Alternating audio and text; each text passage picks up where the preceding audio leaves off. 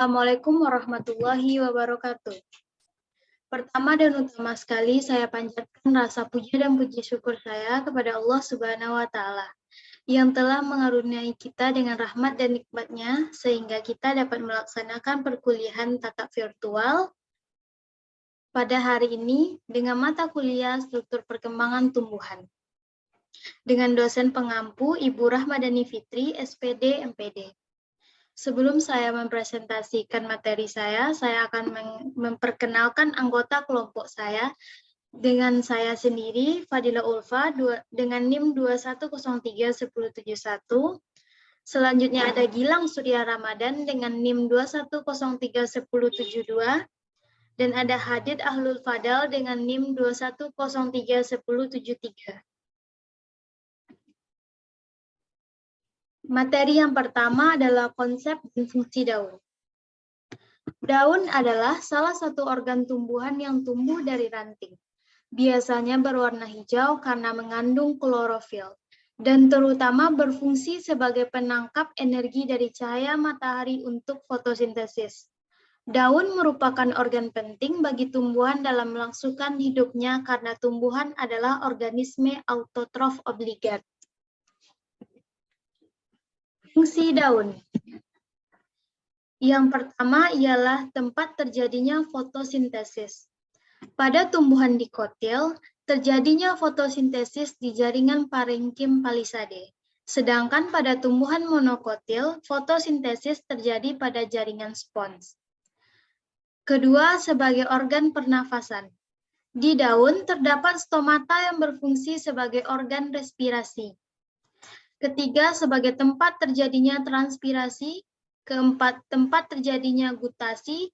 Dan kelima, sebagai alat perkembangbiakan vegetatif. Misalnya pada tanaman cocor bebek. Selanjutnya, pertumbuhan daun. Secara umum, tumbuhan didefinisikan sebagai proses pembelahan dan pemanjangan sel. Pertumbuhan tanaman dalam arti terbatas menunjuk pada pertambahan ukuran yang tidak dapat balik, mencerminkan pertambahan protoplasma dan bobot kering pada tanaman. Pertambahan bobot kering umumnya digunakan sebagai penunjuk ciri pertumbuhan karena pada umumnya hal tersebut mempunyai kepentingan ekonomi yang paling besar. Adapun parameter lain diantaranya adalah tinggi, volume, dan luas daun juga dapat digunakan untuk mendeteksi adanya pertumbuhan pada tanaman. Adapun parameter lain yaitu bobot basah tidak banyak digunakan karena angkanya berfluktuasi walaupun pada kepentingan tertentu.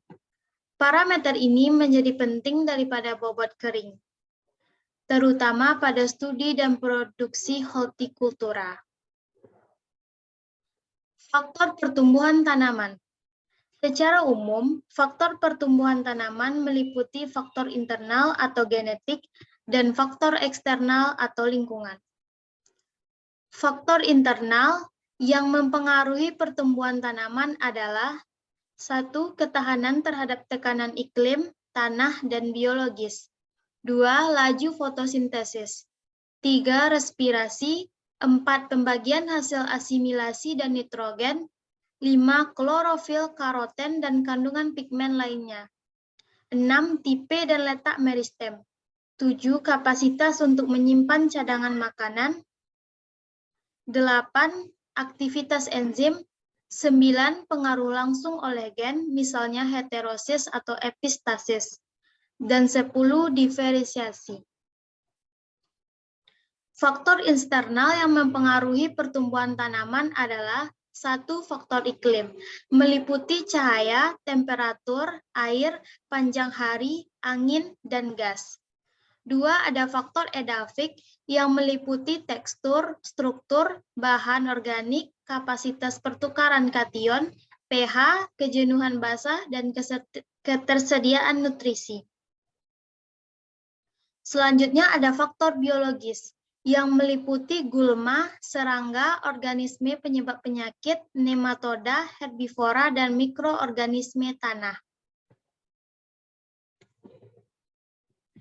Adanya faktor pembatas dalam pertumbuhan tanaman berakibat pada terjadinya pengurangan pertumbuhan dan perkembangan tanaman. Beberapa teori terkait hal ini telah dinyatakan dimulai oleh Liebig pada tahun 1862.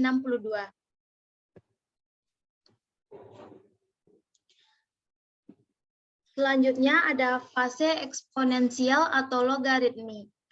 Pada fase ini terdapat 4 fase lagi, yaitu fase linear, fase eksponensial kelembaban, fase mantap, dan fase pematangan. Untuk materi selanjutnya akan dijelaskan oleh teman saya. Assalamualaikum warahmatullahi wabarakatuh. Baiklah, saya akan melanjutkan presentasi dari teman saya tadi yang bernama Fadila Ulfa tentang variasi daun.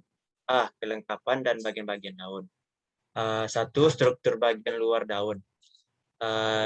Pelepah daun adalah bagian pangkal daun yang berbentuk melebar.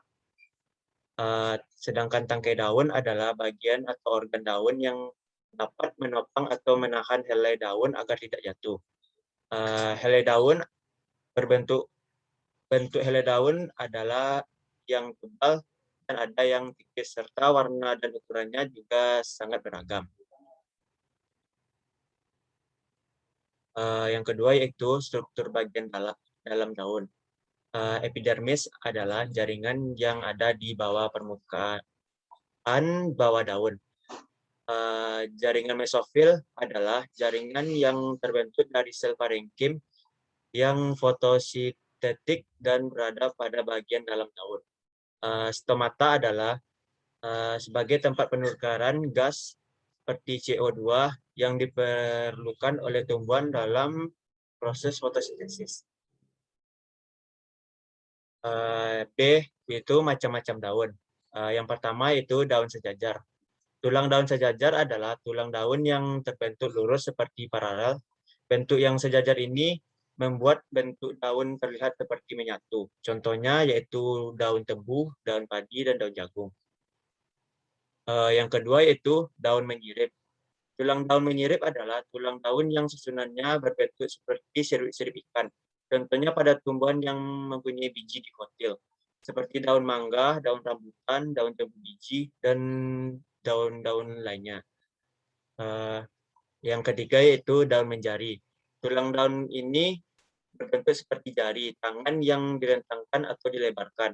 Jumlah tulang daun menjari biasanya berjumlah gasal, serta tulang yang ada pada bagian tengah memiliki bentuk yang paling panjang dan paling besar. Contohnya daun singkong, daun pepaya, dan berbagai lainnya. Yang keempat yaitu daun melengkung. Tulang daun melengkung adalah tulang daun yang memiliki beberapa tulang besar yang berada di tengah-tengah daun.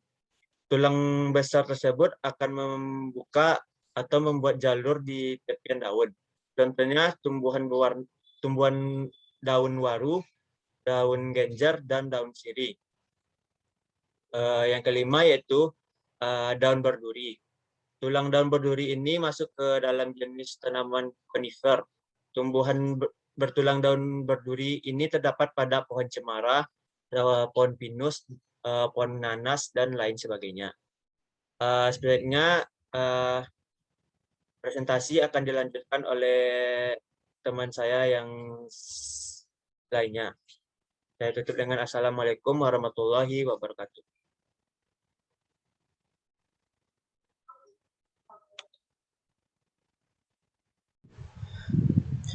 Saya Hadir Al-Fadal dengan NIM 21031073 akan melanjutkan pembacaan materi C. Bentuk daun.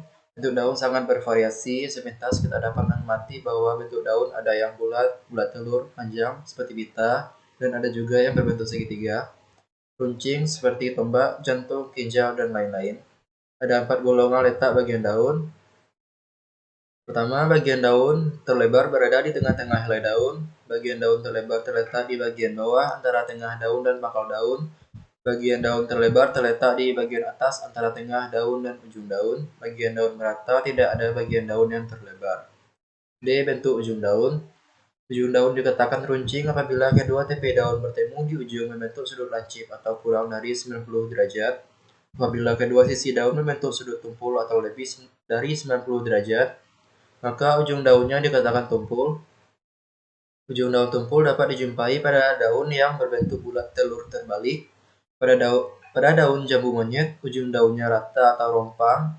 Ujung daunnya rata seperti garis.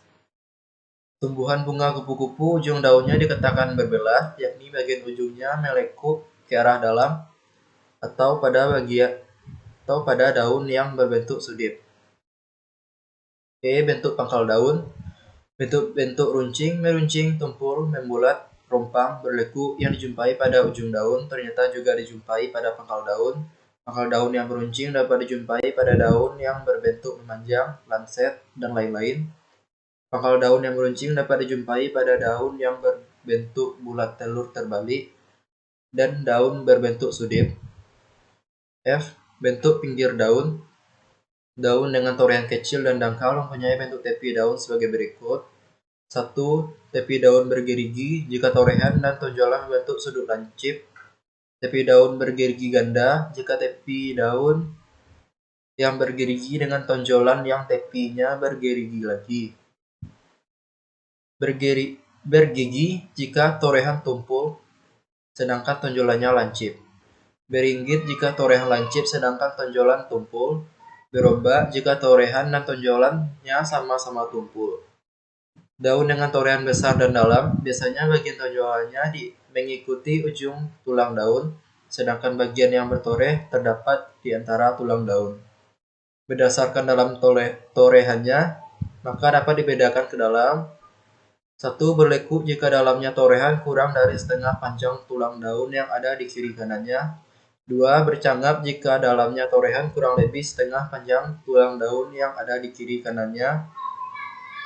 3. Berbagi jika dalamnya torehan lebih dari setengah panjang tulang daun yang ada di kiri kanannya. Bentuk pertulangan daun. Ada beberapa susunan pertulangan daun, yaitu 1. Pertulangan daun menyirip. Ibu tulang daun bercabang ke kiri dan ke kanan sehingga mirip dengan tulang ikan. Kedua, pertulangan daun menjari. Beberapa tulang cabang besar bermuara atau bertemu pada ujung tangkai daun. 3. Pertulangan daun melengkung. Beberapa tulang cabang memanjang dan melengkung menuju ujung daun. 4. Pertulangan daun sejajar. Ada tulang-tulang daun yang sejajar dari pangkal sampai ujung dengan tulang tengah daun yang besar. 5. Pertulangan daun dikotom. Tulang cabang daun bercabang 2 dan cabang tersebut dapat bercabang 2 lagi. Daging daun. Daging daun merupakan bagian helai daun yang terdapat di antara sistem pertulangan daun. Bagian ini disusun oleh jaringan epidermis dan mesofil. Mesofil yang terdiri atas jaringan parenkim, selain berfungsi sebagai tempat fotosintesis, juga berfungsi sebagai tempat menyimpan air maupun tempat menyimpan cadangan makanan. Permukaan daun. Umumnya warna daun pada sisi atas dan bawah jelas berbeda. Biasanya sisi atas tampak lebih hijau, licin, atau mengkilat jika dibandingkan dengan sisi bawah daun. Perbedaan warna ini disebabkan karena warna hijau lebih banyak terdapat pada lapisan atas daripada di lapisan bawah. Ada beberapa tumbuhan yang memiliki minyak pada permukaan daunnya dan menyebabkan daun tersebut tidak basah terkena air, seperti daun talas. Seni daun atau pulvinus, yaitu bagian tangkai daun atau tangkai anak daun yang membengkak, baik pada monokotil dan dikotil, berfungsi sebagai engsel yang memungkinkan gerakan bolak-balik antara bagian daun tersebut. Selain pulvinus, ada pembengkakan pada tangkai daun yang mirip dengan pulvinus, tetapi hanya bisa merubah satu kali orientasi daun atau membentuk kaitan sebagai bantuan untuk memanjat. Sendi ini disebut pulvinoid. Sendi absisi adalah bagian daun yang lemah di mana daun atau anak daun atau sebagian tangkai daun atau rakis akhirnya akan patah. Daun pedu atau stipula merupakan lembaran serupa daun kecil atau tonjolan yang akan tumbuh ketika kuncup masih kecil, dapat segera tanggal atau tetap tinggal lebih lama. Macam-macam stipula. Stipula liberae, stipula adnate, stipula axillaris atau stipula interpetiolaris, stipula petiolo-opposita atau stipula antidroma, dan stipula interpetiolaris. Sekian, terima kasih.